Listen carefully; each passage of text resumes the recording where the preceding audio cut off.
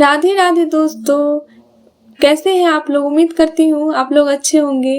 अगर आप लोग हमारे चैनल पर नए हैं तो हमारे वीडियो को लाइक करें, शेयर करें और हमारे चैनल को सब्सक्राइब करें, क्योंकि आपकी एक सब्सक्राइब मेरे लिए बहुत इम्पोर्टेंट है और आपके एक सब्सक्राइब से हम लोगों की ज़िंदगी बदल सकती है। मेरी जेठानी रोज रात को ससुर जी के पैर दबाने जाती और मैं बाहर से सुनती तो जेठानी की रोने की आवाज़ आती। मैं जब अपनी जेठानी से पूछी तो कहने लगी, आज रात मेरी जगह तुम पैर दबाने के लिए जाना। जब मैं ससुर जी के कमरे में गई, ससुर जी ने दरवाज़ा बंद कर लिया और जैसे ही लाइट बंद की मेरे जिस्म से तो जान ही निकल गई। वहाँ तो मेरा नाम सीमा है, मैं इस दुनिया के सबसे अलग खानदान में शादी करके चली गई थी। जी हाँ, यही कहना सही था, क्योंकि वहाँ काम ही ऐसे होते थे कि समझ से बाहर था। मेरे ससुराल में मेरी ससुर और जेठानी थी। जेठ जी शहर के बाहर काम करते थे, कभी कभी घर पर आते थे। दरअसल हमारी शादी हमारी मर्जी से हुई थी और मेरे घर वालों के राजी नहीं थे, क्योंकि मेरा पति बहुत कमज़ोर और बीमार नज़र आता था।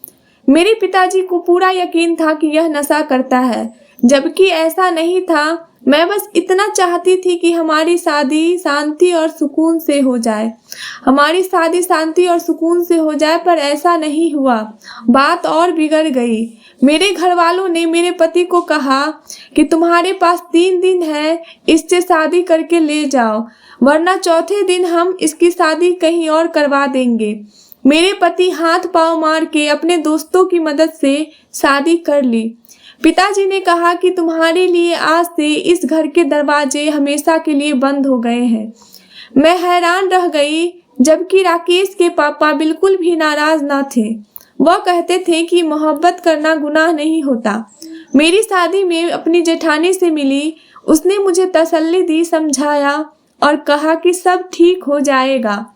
मेरा पति दिन रात मेहनत करने लगा, क्योंकि हमें पैसों की ज़रूरत थी और सुबह काम पर जाते तो रात को ही लौटते। ऐसे घर में सिर्फ मैं और मेरी जेठानी ही थी। एक दिन मैंने बहुत ही अजीब देखा। मेरी जेठानी सारा काम खत्म करके बाद में मेरे ससुर जी के कमरे में गई। उनके हाथ में तेल की एक कटोरी थी। यह सब देखकर मुझे बड़ा आश्चर्य हुआ और उसके बाद उसने दरवाज़ा बंद कर दिया। मैंने सोचा कि भला इस वक्त इसका अंदर क्या काम, पर यह तेल लेकर अंदर क्यों जा रही है। कुछ देर मैं खड़ी रही, लेकिन शायद तेल देने गई होगी। वह दरवाज़ा गलती से बंद हो गया होगा, आ जाएगी, लेकिन वह वापस नहीं आई। आधे घंटे तक मैं इंतज़ार करती रही, लेकिन वह वापस नहीं आई। कुछ देर बाद मेरा पति भी आ गया। मैंने उसके लिए रात का खाना गर्म किया, फिर हम दोनों ने साथ बैठकर खाना खाया। थोड़ी देर के बाद उसने मुझे चाय बनाने को बोल दिया। मैं चाय बनाने के लिए दोबारा किचन में गई, तब भी मैंने देखा कि मेरी जेठानी अपने कमरे में नहीं थी और ससुर के कमरे की लाइट भी बंद थी। इसका मतलब वह दोनों सो चुके थे। फिर मैं चाय बनाकर वापस आ गई तो बर्तन रखने के लिए जब दोबारा आई, तब भी मैंने देखा अभी भी जेठानी नहीं थी। मैं कुछ भी नहीं कर सकती थी। मैं अपने कमरे में आ गई। सुबह मैंने अपनी जेठानी से पूछना चाहा, लेकिन हिम्मत ही नहीं हो रही थी। अगले दिन फिर से यही होने लगा। सारा घर का काम खत्म करने के बाद, सभी के सो जाने के बाद तेल लेकर मेरे ससुर के कमरे में चली जाती और मैं देर तक जागती रहती, क्योंकि मेरा पति देर रात को आता था।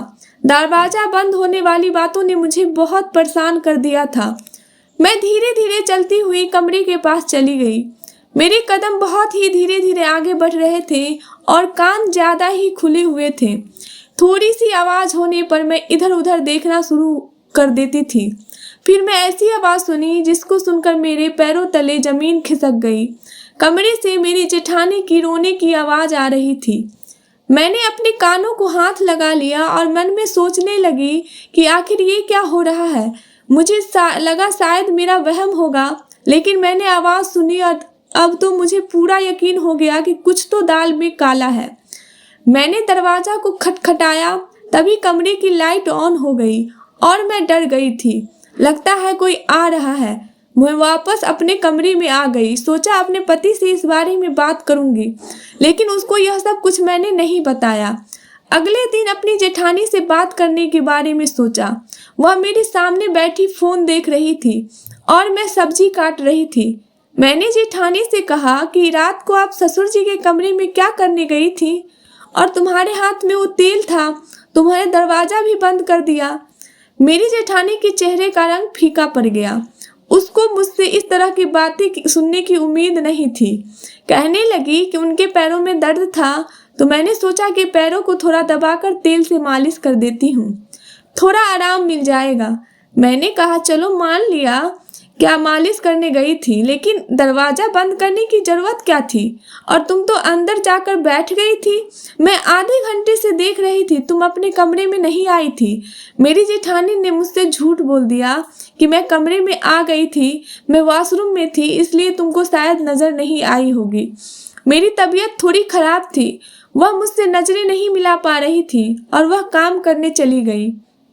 मैंने कहा कि क्या हुआ था तुम्हारी तबीयत को, तो वह मुझसे बोली क्यों तुम इतनी सी बात को बड़ी कर रही हो। छोड़ो यह सब बात, आज बहुत ज़्यादा गर्मी है और तुम मुझसे इतनी ज़्यादा सवाल क्यों कर रही हो। उसने बात को ही पलट दिया, लेकिन मुझे अंदाजा हो गया था। मेरी एक बहुत ही अच्छी दोस्त, जब मैंने उसको यह सब कुछ बताया तो उसको यह सब बात सुनकर आश्चर्य हुआ। वह बोली तुम पागल तो नहीं हो गई हो, वहाँ पर क्या हो रहा होगा यह तुम्हें पता करना चाहिए। मेरी जेठानी अजीब तरह की औरत थी। गर्मियों में रहना भी पसंद नहीं करती थी और कपड़े भी भरे खुले खुले पहनती थी। इस तरह बोलती कि मुझे गर्मी बहुत लग रही है, और दूसरी तरफ इतनी लंबी और मोटे कपड़े पहनती थी, तब उसको गर्मी नहीं लगती थी। क्या कोई ना कोई बात तो जरूर है।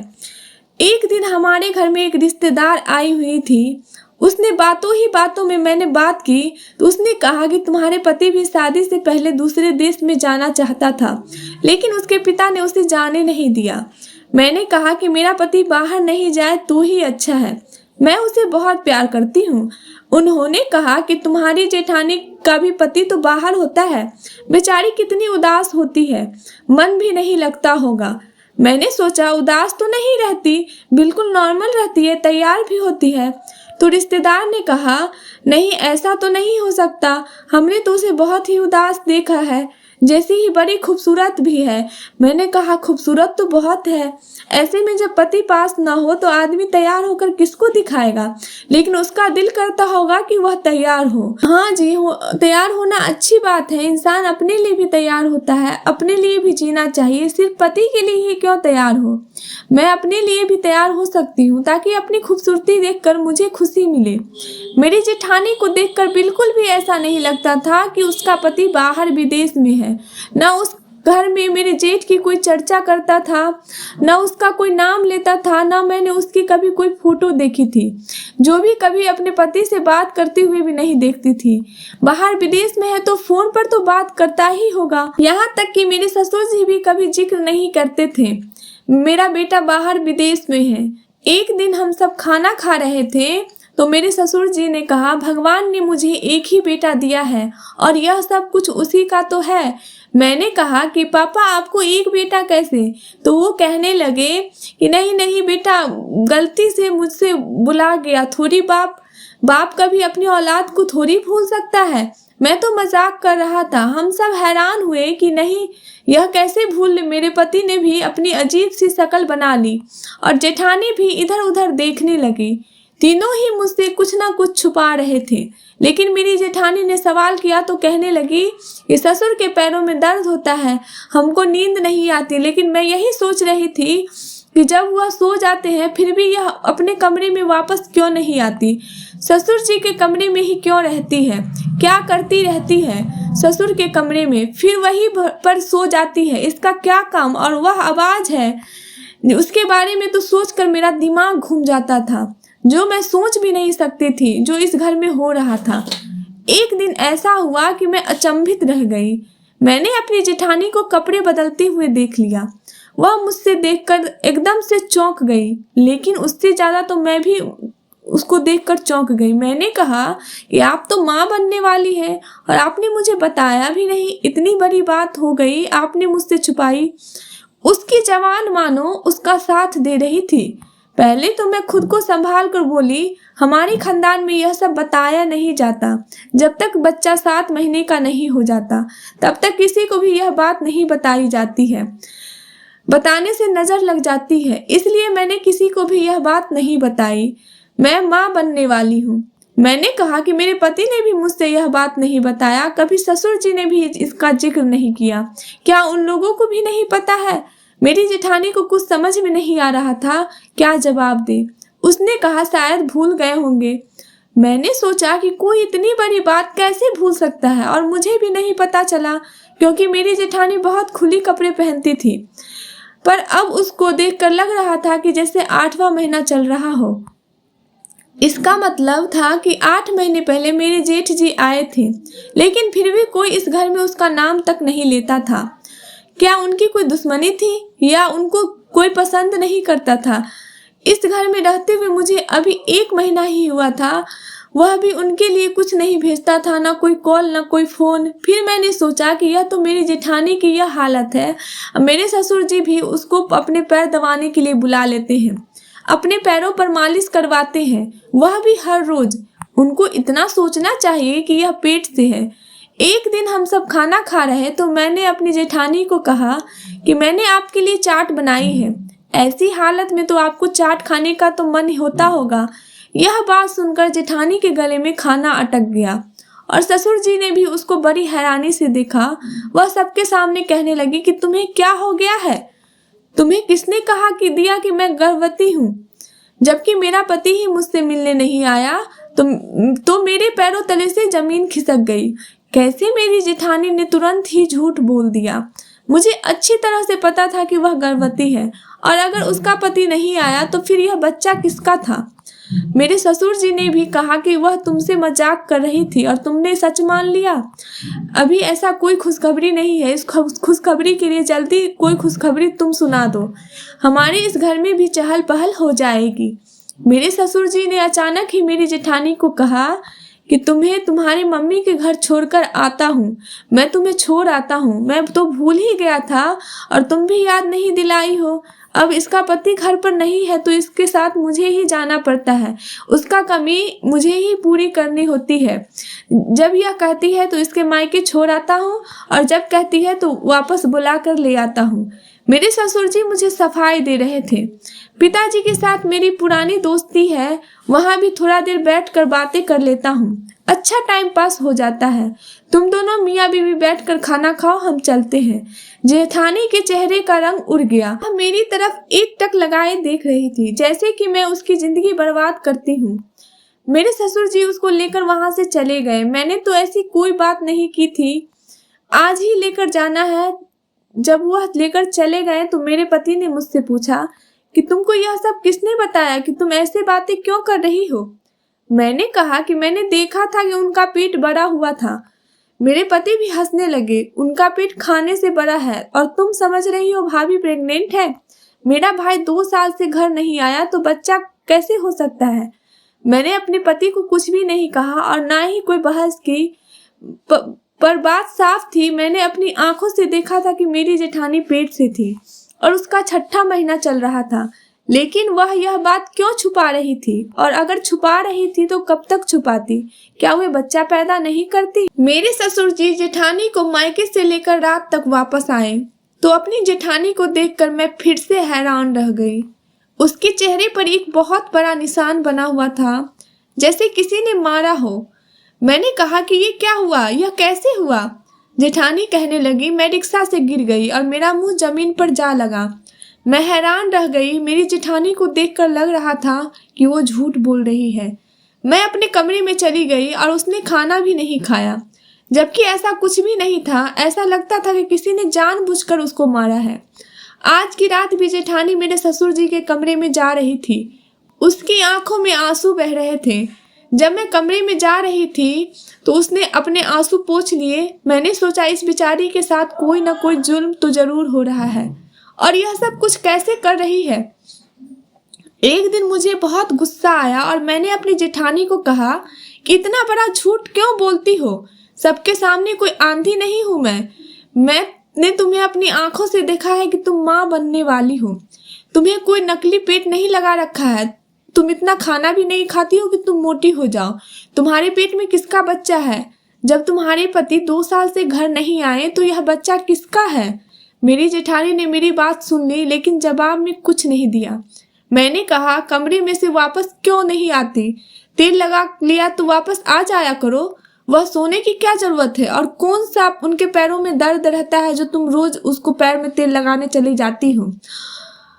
अगर तुम दोनों मिलकर कोई चक्कर चला रहे हो तो हमसे छुपा रहे हो। अगर मुझे पता चला तो मैं सारे मोहल्ले में तुम दोनों को बदनाम कर दूंगी, छोड़ूंगी नहीं तुम लोगों को। मुझे पता है एक औरत आदमी के बगैर नहीं रह सकती। तुम्हारा पति 2 साल से घर नहीं आया, लेकिन इसका मतलब यह नहीं कि तुम उसकी इज्जत का सौदा कर दो। और इस बच्चे का क्या कसूर? यह दुनिया में आएगा तो किसको अपना बाप कहेगा? क्या तुम इसको इस दुनिया में लेकर नहीं आना चाहती? कब तक छुपाओगी? क्यों अपनी जिंदगी बर्बाद कर रही हो? मेरी जेठानी कहने लगी, तुम्हें यही लगता है कि मैं अपने ससुर के कमरे में जाती हूँ और मेरा बच्चा भी मेरे पति का नहीं, तो आज मेरी जगह तुम मेरे ससुर के कमरे में जाओ, उनको तेल से मालिश करना और फिर देख लेना कि वहाँ पर क्या होता है। मैंने कहा, ठीक है, मैं चली जाऊँगी, देखती हूँ क्या होता है। उसने कहा कि ससुर ने पहले ही कमरे की लाइट ऑफ की होती है और तुम्हें वहाँ इतने ही कहना है कि तेल लगा दो तो आराम से लगा देना, उसमें कोई मसला नहीं है। मैंने कहा, ठीक है, मैं भी जाऊंगी और देखूंगी अंदर क्या होता है। मुझे पता था कि औरत की गलती नहीं होती है और जीत कर भी हार जाती है, लेकिन फिर भी यहाँ पर मुझे गलती जेठानी की ही लग रही थी। अगर कुछ गलत हो रहा था तो फिर किसी को बोलती क्यों नहीं थी? अगर मेरे ससुर जी उससे जबरदस्ती कर रहे थे तो फिर वे बर्दाश्त क्यों कर रही थी? और वे अपने पति से क्यों बात नहीं करना चाहती थी? मेरे पति को बताती, किसी को कुछ बताती, कम से कम मैं उसकी मदद कर देती जिसकी आवाज़ मैंने सुनी थी। मुझे अपनी जेठानी पर ही शक हो रहा था। मेरा पति तो वैसे ही देर से आता, मेरे ससुर जी 8 बजे ही सो जाते थे। इसलिए मेरी जेठानी ने मुझे कहा कि जाओ, आज तुम चली जाओ। मैंने देखा कमरे की लाइट पहले से ही बंद थी। मैंने हाथ में तेल की कटोरी ली और चली गई।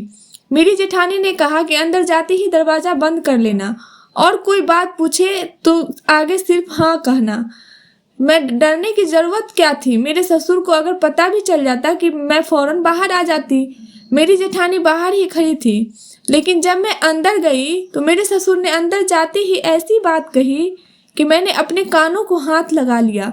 कहने लगे, मेरी जान, आज इतनी देर क्यों लगा दी? मैं पूरी तरह हैरान रह गई। मेरे पास बैठे हो क्यों? क्या हुआ? नाराज हो गई हो क्या? मुझसे ऐसे बोल रहे थे जैसे कोई अपनी पत्नी से बात करता हो।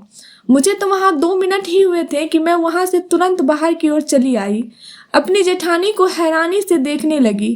फिर वह मुझे अपने कमरे में ले गई और उसने मुझे एक तस्वीर दिखाई जिसमें वह अपने ससुर जी के साथ दुल्हन बैठी हुई थी। उसने कहा, यह मेरे ससुर नहीं, मेरे पति हैं और मेरी शादी इनसे ही हुई है। तुम जो आवाज़ सुन रही थी वह पैर दबाकर मैं बुरी तरह थक जाती थी, इसलिए मेरे मुंह से ऐसी आवाज़ आने लग जाती थी। यह आपके ससुर जी अच्छे इंसान नहीं है, मुझ पर जुल्म करते हैं, मुझे अपना गुलाम समझते हैं क्योंकि मेरे आगे पीछे कोई नहीं है, लेकिन यह मेरे ही पति हैं और यह बच्चा भी इन्हीं का है। उसने कहा था कि जब बच्चे के दिन आ जाएंगे तो तुम्हें मायके भेज देंगे और फिर कुछ ना कुछ कह देना कि यह बच्चा गोद लिया हुआ है। तुम्हारे पति ने मिलकर यह प्लान बनाया था कि तुम्हें यह बात बताना नहीं है, नहीं तो बदनामी होगी। हमारे खानदान में यह बात किसी को भी नहीं पता। जो औरत इस घर में आई थी वह तो मेरे पति की बहन थी, इसलिए वह भी हमारे साथ मिली हुई है। तुमने सबके सामने कहा कि आप गर्भवती हैं, तो मेरे पति ने मुझ पर बहुत गुस्सा किया और मुझ पर हाथ भी उठाया।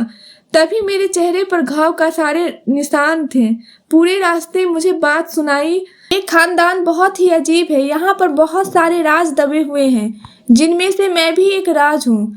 तुम्हारे पति ने तुम्हें शायद यह बात इसलिए नहीं बताई कि तुम ना सोचो, तुम्हें बुरा ना लगे, लेकिन अब तुम अपने पति को बता देना कि तुम्हें सब कुछ पता है और खामोश रहना। मेरे पति तुम लोगों को यह बात बताने वाले हैं। यहाँ पर कुछ महीने हो जाएंगे, लेकिन तब तक तुम मेरी जासूसी करना, मेरे मामलों में बोलना बंद कर दो। इसलिए आज मैंने तुम्हें अपनी जगह ससुर के कमरे में भेजा था कि तुम्हें विश्वास हो जाए। मैंने अपनी जिठानी से माफ़ी मांगी और उससे वादा किया कि आगे से कोई बात नहीं करूँगी, क्योंकि मेरी वजह से आपकी ज़िंदगी भी बर्बाद हो सकती है। उसके बाद मैं अपने पति को यह बात बताई, वे भी शर्मिंदा हो गए। उसने कहा, जब तुम यहाँ पर आई थी मैं नहीं चाहता था कि तुम यह सोचो कि मैं कैसे लोगों के घर में आ गई हूँ। मेरे पिता ने इस लड़की से शादी की है, इसलिए तो हमारी शादी के खिलाफ नहीं थे और उनको उनके हालत पर छोड़ दो, मेरे साथ अपनी ज़िंदगी की शुरुआत करो। मैंने ऐसा ही किया। ससुर के यहाँ बेटी पैदा हुई तो फिर उसके अंदर थोड़ी सी शर्म आ गई, क्योंकि पहले कोई बेटी नहीं थी। अब वह अच्छी तरीके से रहते हैं और अपनी पत्नी का भी ख्याल रखते हैं। वह लोग अपनी ज़िंदगी में खुश रहते थे, हम लोग अपनी ज़िंदगी में। मेरे पति बहुत अच्छे इंसान हैं, मुझे बहुत प्यार करते हैं, मेरे लिए मेहनत भी करते हैं। दोस्तों, आशा करती हूँ आपको ये कहानी पसंद आई होगी, तो प्लीज़ मेरे चैनल को लाइक शेयर सब्सक्राइब करना ना भूलें। मिलते हैं एक नई कहानी के साथ। धन्यवाद दोस्तों।